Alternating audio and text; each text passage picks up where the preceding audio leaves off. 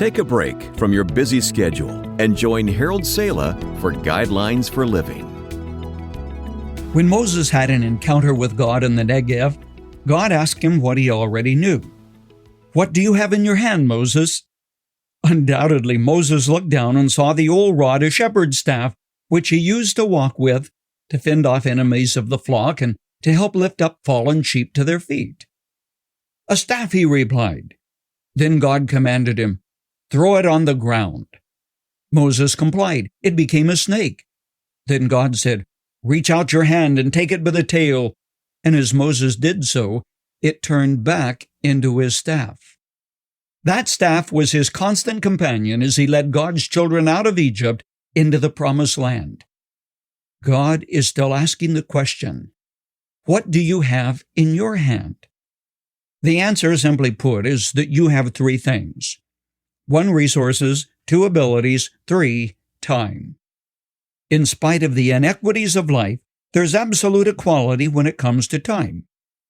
You have 24 hours in every day, the same as the richest person in the world, or the poorest for that matter. But our resources and our talents are different.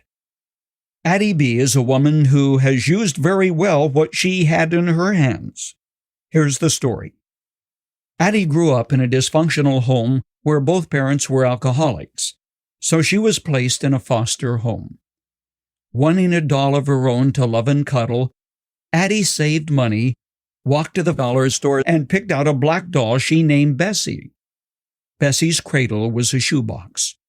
But the foster father, perhaps in a rage of discrimination, discovered the doll and smashed its head with his foot.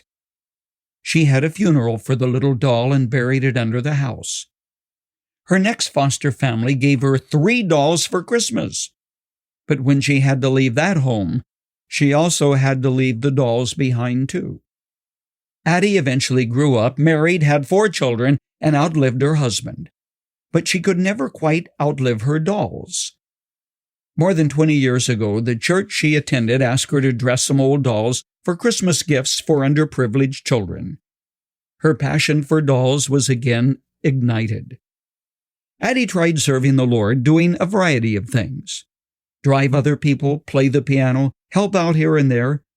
But finally she really discovered that what she had in her hands was the ability to restore dolls and to give them to hurting kids who would love them as she had once loved her doll Bessie. That's it, she learned, and dolls it has been ever since then. When she needed parts for dolls which were missing an arm or a leg, she wrote to the Cindy Doll Company and asked them if they had a few extra arms and legs she could have.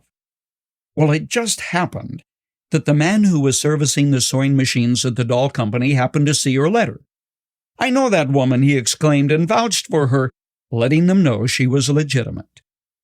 It just happened the doll company was getting rid of some of their stock, and the sewing machine repairman left there with a van full of spare doll parts, which filled Addie's garage. Addie has refurbished some 272 dolls and earned the nickname Busy Bee. She calls her dolls my babies. Her thanks is the smile of a little child whose eyes tell the whole story. When God asked, "What do you have in your hands?" Addie may well answer, "Just a doll." But, by the way, what do you have in your hands? Willing to give it to God? Try it, friend, and see what He will give you in return when you trust Him with what you have.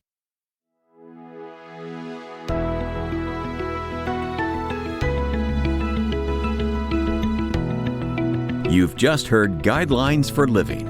For more practical and inspirational messages, visit guidelines.org. If you find our devotionals helpful and would like to share them with others, consider supporting our ministry with a donation. Again, that's guidelines.org. Thanks for listening to Guidelines for Living.